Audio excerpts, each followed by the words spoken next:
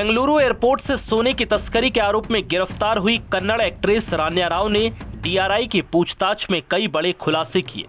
पूछताछ में रान्या राव ने आखिरकार गोल्ड स्मगलिंग के अपने गुनाह को कबूल कर लिया।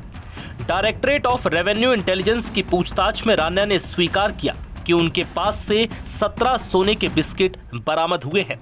पूछताछ के दौरान रान्या राव भावुक हो गई।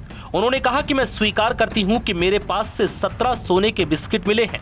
मैं अनुरोध करूंगी कि कार्यवाही को यथासंभव निजी रखा जाए।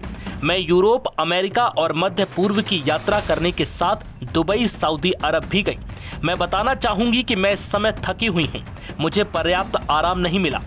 हालांकि एक्ट्रेस ने ज्यादा जानकारी साझा नहीं की और अपने लिए आराम करने के लिए समय मांगा।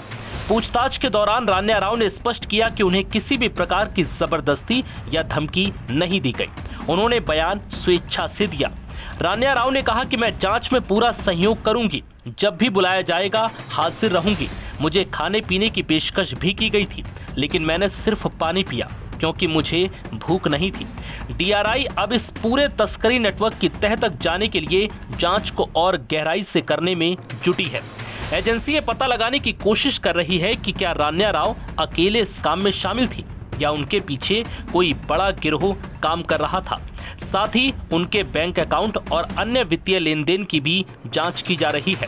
डीआरआई अधिकारियों के मुताबिक रान्या Rao Karnataka state police housing corporation के डीजीपी रामचंद्र राव की सौतेली बेटी हैं।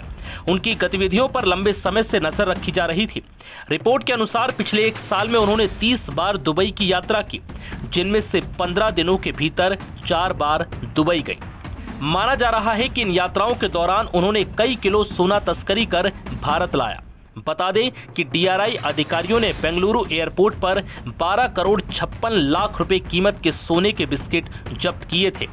इसके बाद रान्या राव के घर पर छापेमारी में भी बड़ी मात्रा में संपत्ति बरामद हुई।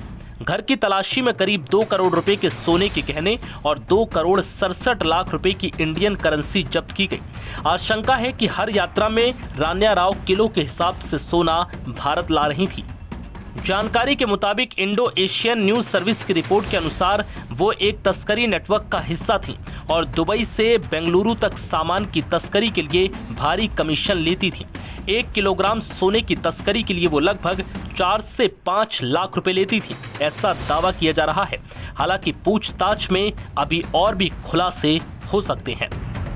नव भारत टाइम्स की रिपोर्ट।